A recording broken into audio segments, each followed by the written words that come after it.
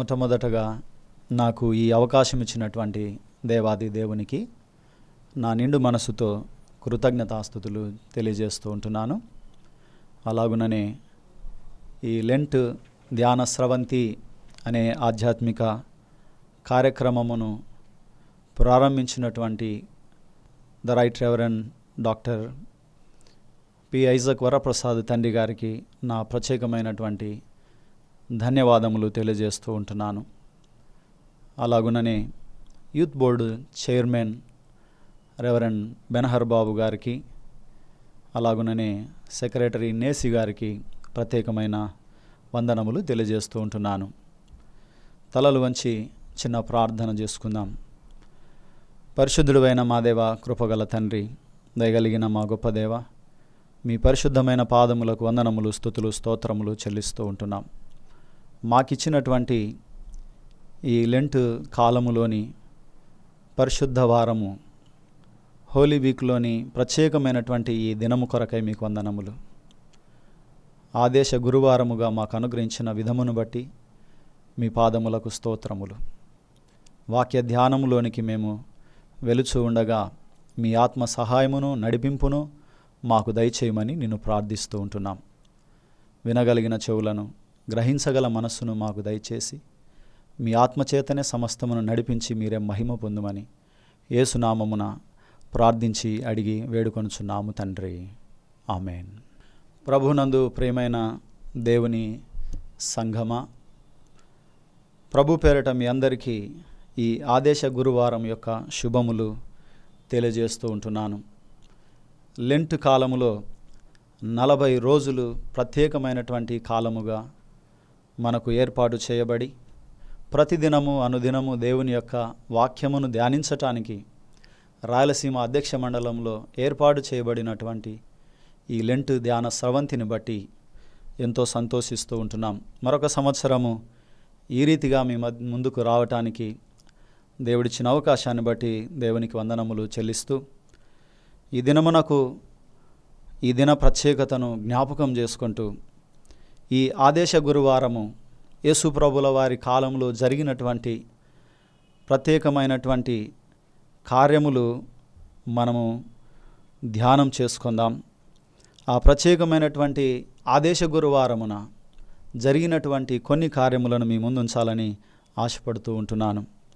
ఈ ప్రత్యేకమైనటువంటి గురువారము, పరిశుద్ధ వారములో ఈ ఆదేశ గురువారము చాలా ప్రత్యేకమైనదిగా మనం గమనించాలి. ఈ ఆదేశ గురువారములో దాదాపుగా మనము గమనించినట్లయితే 3 ప్రాముఖ్యమైనటువంటి కార్యములు జరిగినట్లుగా మనము చరిత్రలో చూస్తాం. దేవుని యొక్క వాక్యములో సెలవిచ్చినట్టుగా, సువార్తికులు రాయబడినట్టుగా ఈ ఆదేశ గురువారము నాడు 3 ప్రధానమైనటువంటి కార్యములు జరిగి ఉన్నాయి.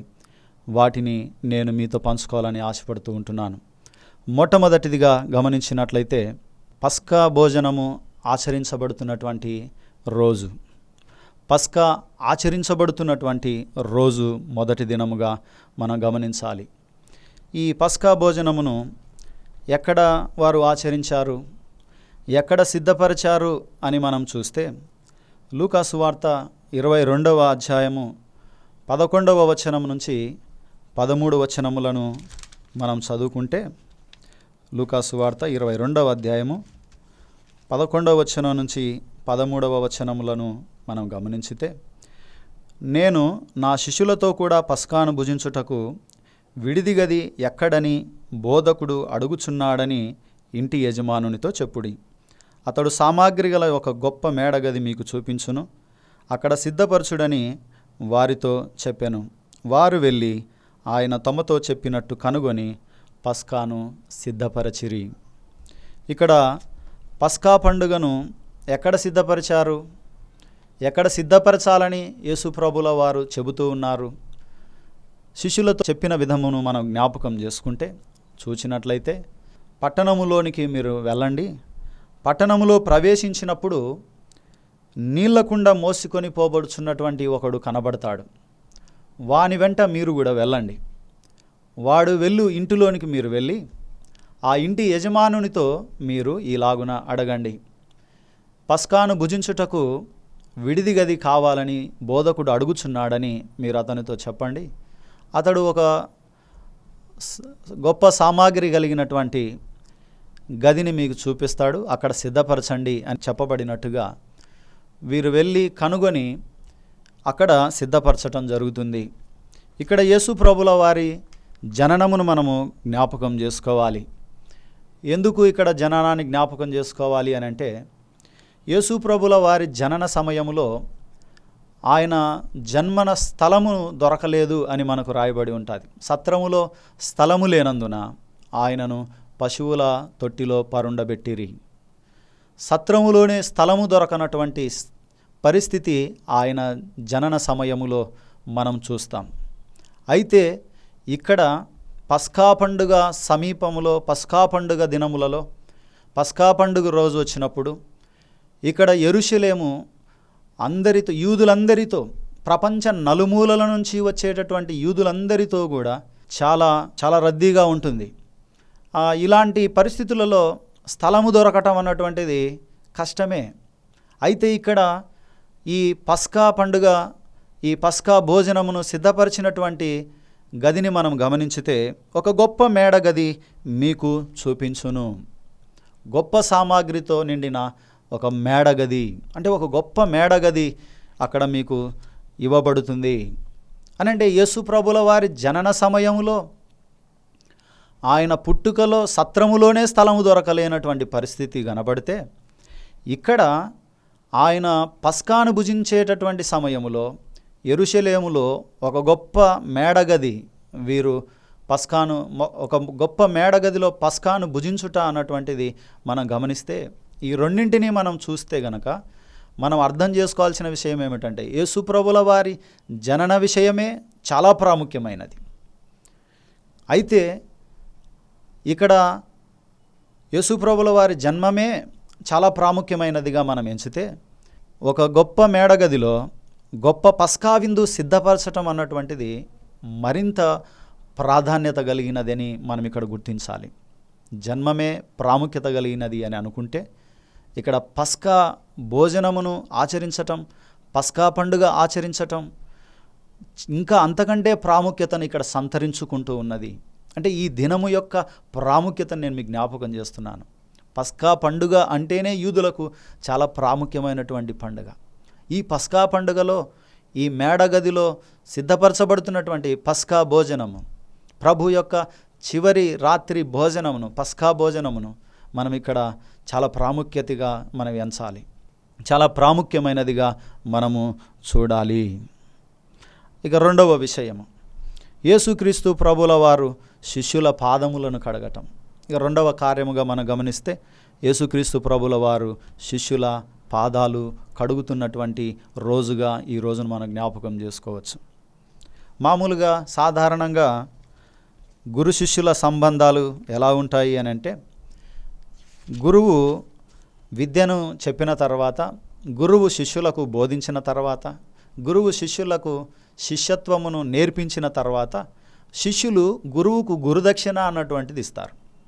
అయితే ఇక్కడ ఈ యోహాను సువార్తికుడు ఈ మాటలను జ్ఞాపకం చేస్తున్నటువంటి మాటలను మనం చూస్తే, యోహాను సువార్తలో ఈ పస్కా భోజన సమయములో, యోహాను సువార్త 13వ అధ్యాయము 4వ వచనము నుంచి మనం గమనిస్తే, భోజన పంక్తిలో నుండి లేచి తన పై వస్త్రమును అవతల పెట్టివేసి ఒక తువాలు తీసుకొని నడుమునకు కట్టుకొనెను.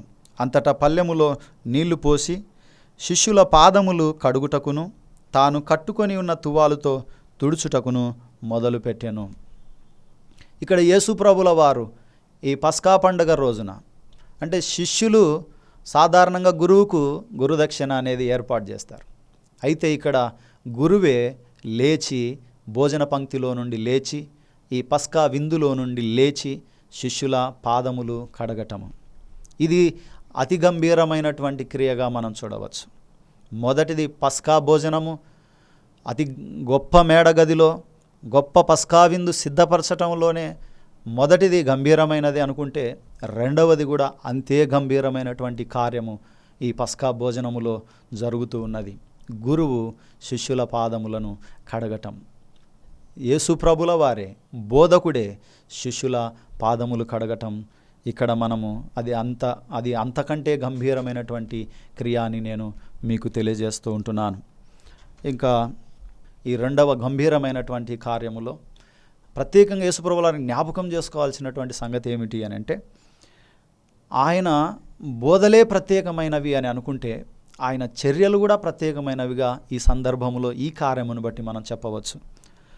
ఆయన బోధలు ఎలా ఉంటాయి అని అంటే, నీ శత్రువు ఆకలిగొని ఉంటే అతనికి భోజనం పెట్టుము, నీ శత్రువును ప్రేమించుము, నిన్ను హింసించు వారి కొరకు ప్రార్థన చేయుము.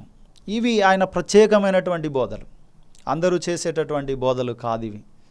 ఆయన బోధలు చాలా ప్రత్యేకమైనవిగా కనబడుతూ ఉన్నాయి. అయితే ఈ సందర్భంలో ఈ రెండవ కార్యము మనం గమనించితే ఆయన మాటలే కాదు, బోధలే కాదు, ఆయన క్రియలు కూడా ప్రత్యేకమైనవిగా కనబడుతూ ఉన్నాయి. అందుకే నేను ఈ మాటను ఇక్కడ ఆపాదిస్తూ ఉంటున్నాను. ఆయన లేచి శిష్యుల పాదములు కడిగినటువంటి ఈ క్రియను నేను గంభీరమైనదిగా తెలియజేస్తూ ఉంటున్నాను. అదే శిష్యులు మామూలుగా గురువుల పాదాలు కడగాలి, కానీ యేసు ప్రభుల వారే, దేవాది దేవుడే వారికి ఒక మాదిరి నేర్పించటానికి ఆయనే ఒక ప్రత్యేకమైనది వాళ్ళకి, అంటే ఒక పరిచారకుని వలె ఉండటానికి, పరిచారం నేర్పటానికి ఆయన చాలా కిందకు దిగి ఈ శిష్యుల పాదములను కడగటం మనం చూస్తాం. ఇక చివరిగా మనం గమనిస్తే యూదా యేసు ప్రభుల వారిని అప్పగించటం కోసం ఎదురు చూస్తున్నటువంటి రోజుగా మూడవ కార్యాన్ని మనం చూడవచ్చు. ఇక మూడవదిగా మనం గమనించినట్లయితే ఈ యూదా యేసుక్రీస్తు ప్రభుల వారిని అప్పగించటానికి ఎదురు చూస్తున్న రోజు, ఆ గడియ వచ్చి ఉన్నది అని భోజన పంక్తిలో యేసు ప్రభుల వారు మాట్లాడుతూ ఉన్నారు. మత్తయి సువార్తలో కానీ, మార్కు సువార్తలో కానీ, లూకా సువార్తల్లో కానీ ఆ గడియ, ఆ సమయము వచ్చి ఉన్నది. ఏమిటి సమయము? ఆయన ప్రజల కొరకు, ప్రజలందరి కొరకు, లోక పాపముల కొరకు, లోకము కొరకు మరణించవలసినటువంటి గడియ. ఆ గడియ వచ్చినప్పుడు ఈ పస్కా భోజనములో యేసు ప్రభుల వారు అదే సంభాషిస్తూ ఉంటున్నారు. నాతో పాటు ఉన్నటువంటి మీలో ఒకడు నన్ను అప్పగించును. అందరూ కంగారు పడుతూ ఉన్నారు. నేనా నేనా నేనా అని యేసు ప్రభుల వారిని అడిగారు. యూదా మీద ఎవరికి అనుమానం రాలేదు కానీ, యూదాను ఎవరు ఏమీ అనలేదు కానీ, అతని క్రియలను బట్టి, అతని చర్యలను బట్టి ఎవరు యూదాను నిందించడం లేదు అక్కడ. కానీ యేసు ప్రభుల వారు సమస్తమును ఎరిగిన వాడై దాని కొరకు సిద్ధపడుతూ ముందుగా చెబుతూ ఉన్నాడు. ఆయన ఇదిగో మనుష్య కుమారుడు ఈ పాపుల చేతికి అప్పగించబడతాడు, ఆయన శ్రమ పడతాడు, ఆయన మరణించుతాడు అనేది ముందుగానే యేసు ప్రభుల వారు చెబుతూ వస్తూ ఉన్నారు. ఇంకా ఆ గడియ సమీపించినప్పుడు కూడా యేసు ప్రభుల వారు ఇదే తెలియజేస్తూ ఉంటున్నాడు. మీలో ఒకడు నన్ను అప్పగించును, మీలో ఒకడు నన్ను అప్పగించును. అవును, యూదా ఎదురు చూస్తూ ఉంటున్నాడు. యేసు ప్రభుల వారిని అప్పగించడానికి ఎదురు చూస్తూ ఉంటున్నాడు. చివరికి 30 వెండి నాణెముల కొరకు యేసు ప్రభుల వారిని అప్పగించటానికి ఒప్పందం కుదుర్చుకున్నట్టుగా మనం దేవుని వాక్యములో చదువుతాం. ఈ 3 కార్యములు అక్కడ జరిగి ఉంటూ ఉన్నవి. ఈ ఆదేశ గురువారమున, ఈ పస్కా రోజున 3 కార్యక్రమాలు నేను మరొకసారి జ్ఞాపకం చేస్తున్నాను. 1, పస్కా ఆచరించబడుతున్నటువంటి రోజు, ఇది మొదటి కార్యము. 2వది, యేసుక్రీస్తు ప్రభుల వారు శిష్యుల పాదాలు కడుగుతున్నటువంటి ఒక గంభీరమైనటువంటి రోజు. తర్వాత యూదా యేసుక్రీస్తు ప్రభుల వారిని అప్పగించడానికి ఎదురు చూస్తున్నటువంటి రోజు. ఈ కార్యములు జరుగుతూ ఉన్నాయి. ఇక చివరిగా, అంటే ఈ 3 నుండి మనము నేర్చుకునేటటువంటి పాఠము ఏమిటి అని అంటే, ఇది యేసు ప్రభుల వారి చివరి రాత్రి భోజనము, ఈ పస్కా భోజనము చివరి రాత్రి భోజనము. ఇంకా ఆ తర్వాత ఆయన గెత్సెమనే తోటకు వెళ్తాడు, అక్కడ అప్పగించబడతాడు. ఆ తర్వాత ఆయన శిలువ మరణానికి అప్పగించబడతాడు. శిలువలో మరణించటము ఆయన జరుగుతుంది. అయితే ఈ కార్యక్రమములో ఇది యేసు ప్రభుల వారు ఇంకా ఆయన జీవితంలో ఇది చాలా చివరి భోజనం అన్నమాట, చివరి రాత్రి భోజనం. అయితే యేసు ప్రభుల వారు ఈ చివరి రాత్రి భోజనములో కొన్ని మాటలు చెప్పడాన్ని బట్టి మనము ఇది ప్రభురాత్రి భోజనముగా సంస్కరించబడినటువంటి, సంస్థాపన చేసినటువంటి గొప్ప దినముగా నేను మీకు తెలియజేస్తూ ఉంటున్నాను. మత్తయి సువార్త 26వ అధ్యాయము 26వ వచనములో నుంచి మనం చదివితే, వారు భోజనము చేయుచుండగా యేసు ఒక రొట్టె పట్టుకొని దానిని ఆశీర్వదించి విరిచి తన శిష్యులకిచ్చి, మీరు తీసుకొని తినుడి, ఇది నా శరీరం అని చెప్పాను. మరియు ఆయన గిన్నె పట్టుకొని కృతజ్ఞతాస్తుతులు చెల్లించి వారికిచ్చి, దీనిలోనిది మీరందరూ త్రాగుడి, ఇది నా రక్తము, అనగా పాప క్షమాపణ నిమిత్తము అనేకుల కొరకు చిందింపబడుతున్న క్రొత్త నిబంధన రక్తము. ఇక్కడ యేసు ప్రభుల వారు ఈ చివరి రాత్రి భోజనము ఒక సంస్థాపన చేస్తున్న, అంటే ప్రభురాత్రి భోజన సంస్కారమును స్థాపించేటటువంటి గొప్ప దినముగా దీనిని సిద్ధపరిచాడు, దీనిని చేశాడు. ఆయన రొట్టె ఆయన శరీరము విరవబడుతున్న, నలగగొట్టబడుతున్న, ఇంకా చిందింపబడుతున్నటువంటి రక్తముగా, శరీరముగా జ్ఞాపకం చేసుకోవాలి. యేసు ప్రభుల వారు తన బోధలలోనే ఒకసారి జ్ఞాపకం చేస్తాడు, జీవాహారమును నేనే, నా శరీరమును తిని నా రక్తమును త్రాగువాడే నిత్య జీవము కలవాడు. ఈరోజు క్రైస్తవ ఉనికిలో ఈ ఆదేశ గురువారము ప్రభు స్థాపించినటువంటి ప్రభురాత్రి భోజనము ఎంత ప్రాముఖ్యత కలిగినదో మనము గుర్తు చేసుకోవచ్చు. చాలా ప్రాముఖ్యమైన, గంభీరమైనటువంటి కార్యము దేవుడు ఈనాడు క్రైస్తవ సమాజానికి, క్రైస్తవ సంఘానికి దేవుడు ఏర్పాటు చేసి ఉంటూ ఉన్నాడు. ఇంకా మనము ఆయన శరీరమును తిని ఆయన రక్తమును తీసుకున్నటువంటి వాళ్ళమే. మనము ఆయనతో పాలి భాగస్థలం అవుతాము. కానీ మనము అక్కడికి రాలేకపోతే మనము ఆయనలో పాలు అనేటటువంటిది ఉండదు. ప్రభునందు ప్రేమైనటువంటి వారలారా, ఈ 3 గంభీరమైనటువంటి కార్యముల నుంచి ప్రభు మనకు జ్ఞాపకం చేసే ప్రత్యేకమైనటువంటి, ఒక గంభీరమైనటువంటి ప్రభు రాత్రి భోజనమును స్థాపించినటువంటి రోజుగా మనము దీనిని జ్ఞాపకం చేసుకుంటూ, ఆయన చెప్పినట్టుగానే నన్ను జ్ఞాపకము చేసుకొనుటకు దీనిని చేయుడి. అవును, ఈరోజు క్రైస్తవ సమాజములో, సంఘములో అతి ప్రాముఖ్యమైనది ఏమైనా ఆరాధనలో ఉంది అని అంటే అది ప్రభు భోజన సంస్కారపు ఆచారం. ప్రభు భోజన సంస్కారమే. ప్రభు భోజన సంస్కారం లేకుండా ఆరాధన ముగించబడదు, ఆరాధన ఫుల్ఫిల్ కాలేదు. కాబట్టి ఈ విషయమును, అంటే ఈ దినము అంత గొప్ప ప్రాముఖ్యత. ఒకటి, గొప్ప మేడగదిలో గొప్ప పస్కా విందు సిద్ధపరిచినటువంటిది ఒకటి. తర్వాత యేసు ప్రభుల వారు శిష్యుల పాదములను కడుగుతున్నటువంటి ఒక గంభీరమైనటువంటి రోజు. తర్వాత ఈ చివరి రాత్రి భోజనము ప్రభు సంస్కారపు దినముగా మార్చివేయబడిన, సంఘానికి ఇవ్వబడిన మహా గొప్ప కార్యముగా నేను మీకు జ్ఞాపకం చేస్తూ ఉంటున్నాను. దేవుడి కొద్ది మాటలు దీవించునుగాక. ఆమేన్. తలలు వంచి ప్రార్థన చేసుకుందాం. పరిశుద్ధుడైన మా దేవ, కృపగల తండ్రి, దయగలిగిన మా గొప్ప దేవ, మీ పరిశుద్ధమైన పాదములకు వందనములు, స్తుతులు, స్తోత్రములు చెల్లిస్తూ ఉంటున్నాం. ఈ ఆదేశ గురువారమును బట్టి మీకు వందనములు. ఇదిగో తండ్రి, వాక్యమును ధ్యానించుటకు మాకు ఇచ్చిన సమయాన్ని బట్టి మీ పాదములకు స్తోత్రములు. వినుచున్నటువంటి బిడ్డలకు మీ ఆశీర్వాదములు దయచేయండి. సంఘములను దీవించండి.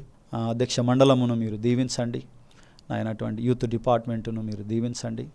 అనేక మంది ఇదిగో లెంట్ ధ్యాన స్రవంతిని అనే ఈ ఆధ్యాత్మిక కార్యక్రమమును అనుసరిస్తున్నటువంటి సంఘమును, బిడ్డలను, కుటుంబములను మీరు దీవించండి. ఈ ఆదేశ గురువారపు దీవెనలు, ప్రత్యేకమైనటువంటి దీవెనల ఆశీర్వాదములు మాకందరికీ దయచేయమని యేసునామమున ప్రార్థించి అడిగి వేడుకొనుచున్నాము తండ్రి. ఆమేన్.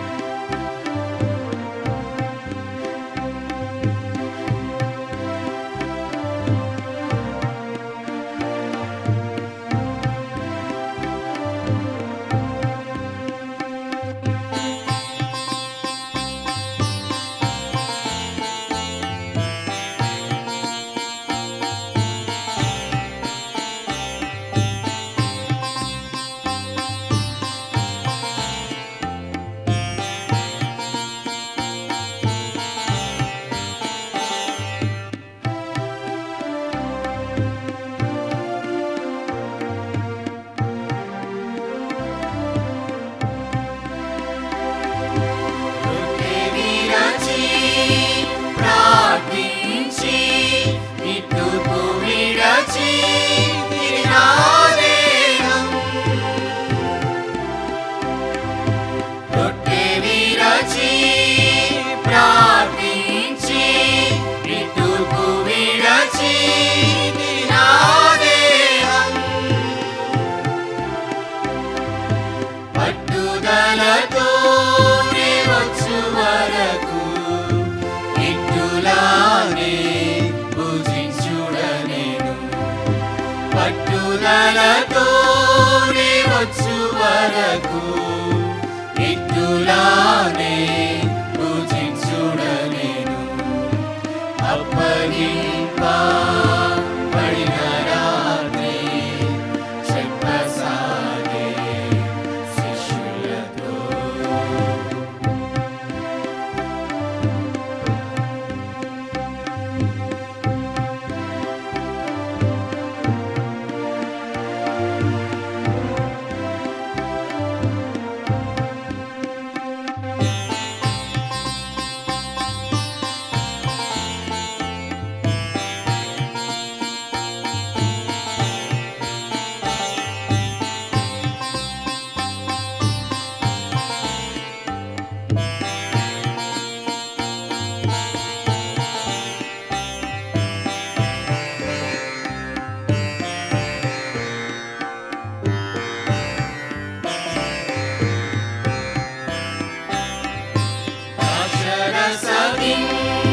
నేను చాపి వీక్షించుడిదియే నా రక్తం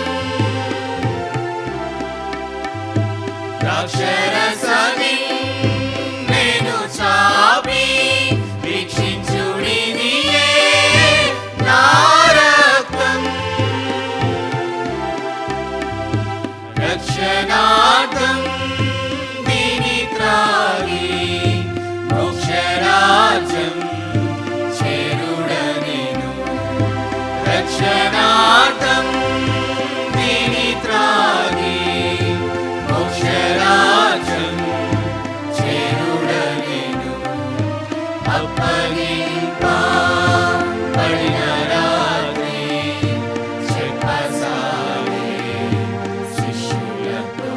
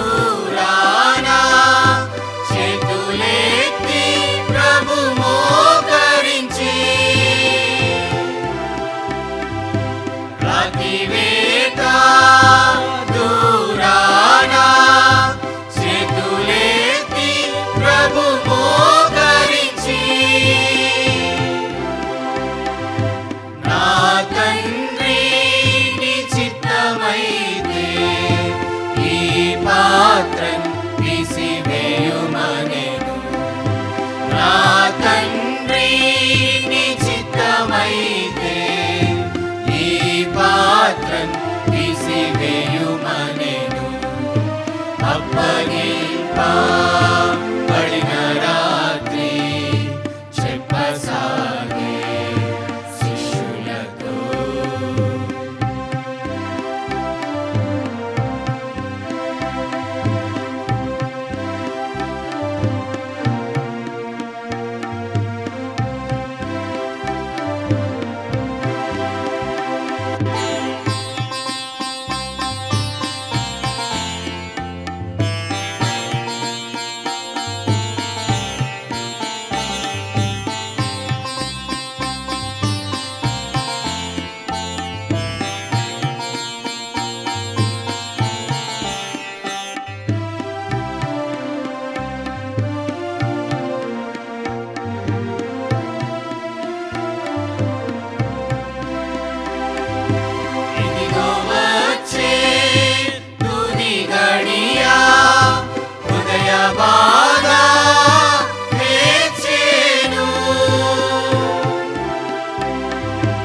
ఇదిగో వచ్చే తుది గడియా హృదయ బాధ వేచేను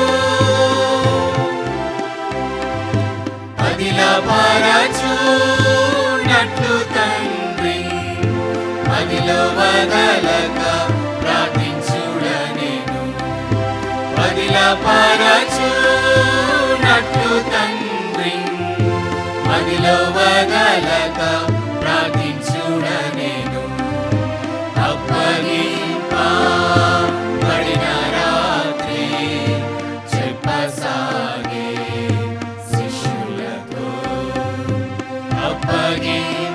అప్పగింపబడిన రాత్రి చెప్పసాగే శిష్యులతో చెప్పరాని దుఃఖముతో తప్పదు నాకి మరణమనెను చెప్పరాని దుఃఖముతో తప్పదు నాకి మరణమనెను అప్పగింపబడిన